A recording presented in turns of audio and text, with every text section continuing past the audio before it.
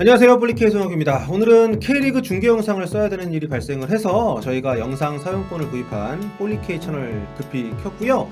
자, 풋볼리스트 취재팀장 김정용 기자와 함께 하겠습니다. 안녕하세요, 김정용입니다.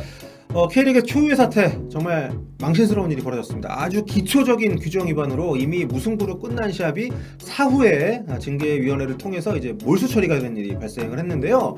몰수패를 확정 발표한 연맹의 태도는 단호하고 몰수패를 당한 팀은 굉장히 억울하다는 그런 반응을 보이고 있습니다. 대체 이게 무슨 영문이고 아시아 최고 리그를 자처하는 K리그에서 어떻게 이런 일이 벌어진 건지 살펴보겠습니다. 지난 9월 18일에 광주 축구 전용구장에서 열린 K리그 1 30라운드 광주와 제주의 경기가 있었는데 이게 1대1로 무승부로 끝이 났습니다.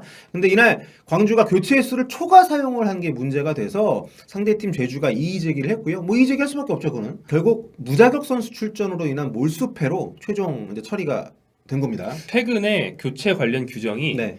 요 몇 년 사이 좀 복잡해진 면이 있죠. 왜냐하면 국제축구평의회에서 코로나19 팬데믹 때문에 교체가 좀 더 필요하다는 특성을 반영해서 네. 2022년까지는 교체 카드의 수를 많이 늘릴 수 있게 했어요. 그렇죠. 하지만 이제 경기 시간 지연 등의 문제를 막기 위해서 교체 횟수는 하프타임을 제외하면 총 3회까지로 제한을 뒀습니다. 네. 그래서 교체는 5명을 할 수 있지만 교체를 할 수 있는 횟수는 최대 4번이기 때문에 네. 5명을 다 쓰려면 언젠가 한 번은 동시에 2명 혹은 동시에 3명을 교체를 해야만 하는 거죠. 그렇죠. 그런데 이날 광주가 제주전에서 하프타임에 한 번, 그리고 후반전에 4번 교체 횟수를 사용하면서 네. 총 5회로 규정을 어기게 된 겁니다. 이제 축구 팬들도 웬만하면 다 알고 있는 상식적인 그렇죠. 그런 거기 때문에 유럽 축구에서도 거의 이렇게 하기 때문에 그렇습니다. 이 감독이나 선수들도 모를 리가 없거든요. 근데 어떻게 이런 일이 벌어진 건가요? 상황이 좀 복잡한데 네. 영상을 보면서 일단 상황 정리하고 자세한 얘기 해보겠습니다. 네. 자, 이게 지금 하프타임 이제 첫 교체 카드죠. 하지만 이제 하프타임은 어차피 교체 횟수에 포함을 안 시키는 거기 때문에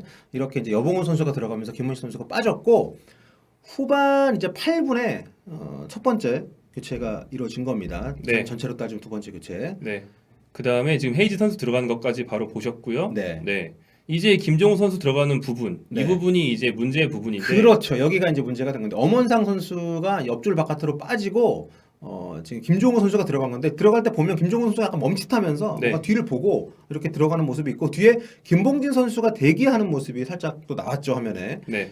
그러니까 지금 광주가 김종호 선수 투입을 원래 결정을 하고 나서 한 명만 김종호만 넣기로 했다가 상대가 2명을 넣는 걸 보고 마지막에 어차피 교체카드 1명을 더 쓸 수 있으니까 마지막 교체 횟수인 이번에 2명을 넣겠다. 네. 대기심한테 그렇게 얘기를 했는데 나중에 저희가 설명을 드릴 그 상황이 좀 이어지면서 결국 김종우 혼자 들어가고 추가 교체가 원래 같이 돼야 됐던 김봉진 선수가 못 들어가는 상태에서 그렇죠. 지금 PK까지 내주는 상황이 네. 됐습니다. 일단 교체 한도는 하프타임 제외하고 방금 네. 3번을 다 쓴 거니까 그렇죠. 규정상 광주는 이제부터 교체를 못 하는 거예요. 네, 후반 8분, 후반 29분, 그리고 지금 후반 40분에 교체를 하프타임을 제외하고 3번을 썼기 때문에 교체 카드가 남아있다 하더라도 추가 교체가 불가능한데 어쨌든 지금 이 상황이 벌어지면서 광주는 1차적으로 억울합니다.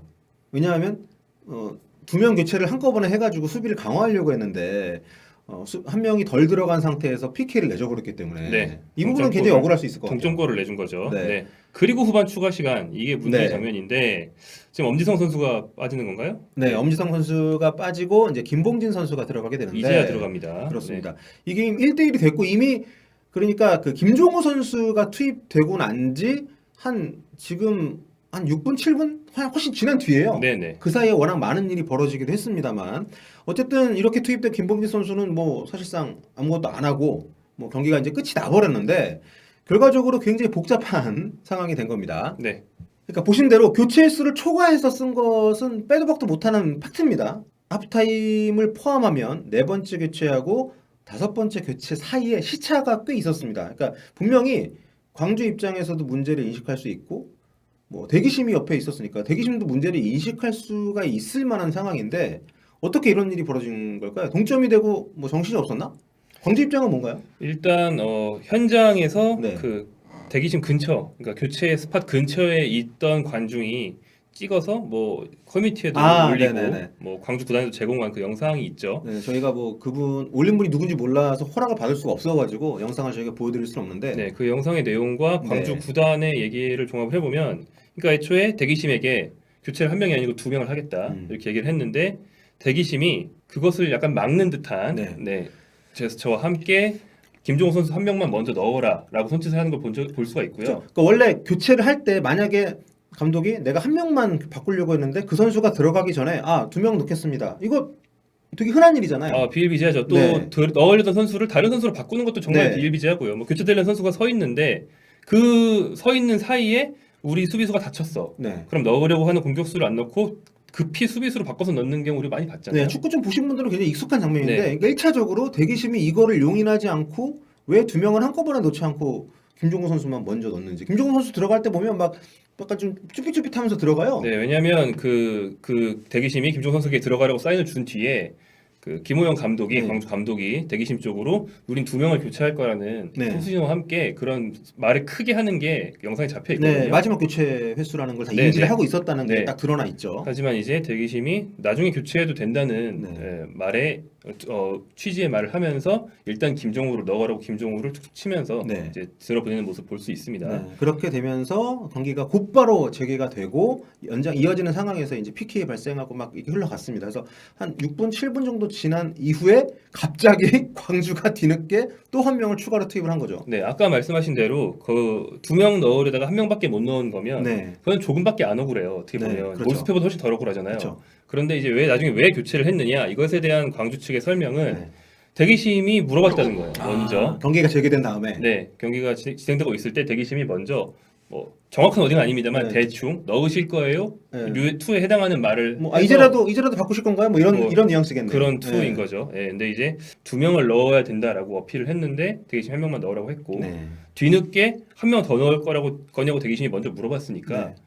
광주 입장에서도 이게 허용이 되나 보다. 네. 대기심이 하루 했으니까 되겠지 해서 넣었다는 거죠. 네. 보시면 뭐 김봉주 선수 들어가는 게 아까 말씀하신 대로 광주 입장에서 별 이득이 없는 상황이었잖아요. 그렇죠. 거의 경기 끝날 쯤에 네. 이미 그리고 1대0 상황하고 1대1 상황은 또 굉장히 다르잖아요. 의미 없는 이 교체 때문에 결과적으로 이 선수가 교체 카드가 없는데 투입이 돼서 무자격 선수로 그렇죠. 규정상 판단이 되면서 몰수패가 된 겁니다. 그래서 네.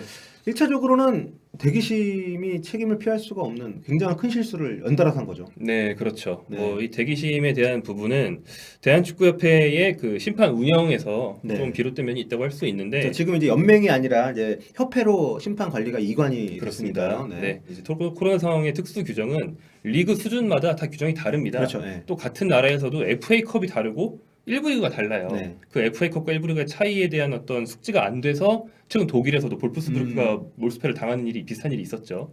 근데 그렇다 보니까 일부 주 부심들에게 이거 확실히 교육을 하고 가야 되는데 네. 서서히 일부에 적응시키게 만드는 그런 식의 프로그램을 쓸 때가 있는데 이날의 대기심은 원래 K3를 주로 관장하시던 분이었던 거죠. K리그 1 경험이 많지 않은 분이었군요. 굉장히 적은 분이었던 네. 거죠. 근데 1차적으로 그래서 이 대기심의 경기 진행 미숙이 굉장히 큰 비중을 차지하는 건 맞는데 원인 제공이라고 하면 네. 원인 제공이긴 합니다. 근데 이게 영상 보시면 아시겠지만 김종호 선수가 들어가고 그 다음에 볼데드가 된 상황에서 만약에 투입이 됐다면 이해가 가는데 이거는 완전히 누가 봐도 솔직히 이건 같은 페이지라고 보기 어려운 상황이잖아요. 그렇죠. 네. 그래서 이 광주도 억울한 건 인정하는데 왜 그랬을까 안타깝네요. 네, 뭐 경기 막판이 굉장히 급박한 상황이고 네. 뭐 우리가 밖에서 이제 차분하게 얘기하는 것처럼 차분한 상황이 아니었을 테니까. 그렇죠. 네. 정말 1대0 상황에서 교체가 이루어졌다면은 골을 안 먹을 수도 있었는데 하는 아쉬움과 뭐 정말 이길 뻔했던 경기를 지금 비교해야 되는 상황이 된 이런 상황들이 막 혼란이 왔을 것 네, 같기도 또 해요 물론. 광주 입장에서는 손 들고 이제라도 김봉준을 넣겠습니다 한 게 아니라 대기심이 넣을 거냐고 물어봐서 우리는 응한 거밖에 없다라는 얘기니까 뭐 그 정도는 그냥 응하고 넘어갔다가 이제 이 일이 났다 이런 정도로 네. 우리가 이해를 할 수 있는 그런 부분입니다. K리그 팬들이 지금 굉장히 많이 화가 나셨고요. 이건 당연히 심판에 큰 문제가 있고 그 부분에 따른 어떤 후속 조치는 분명히 있어야 되는 부분인데 광주도 억울은 한데 사실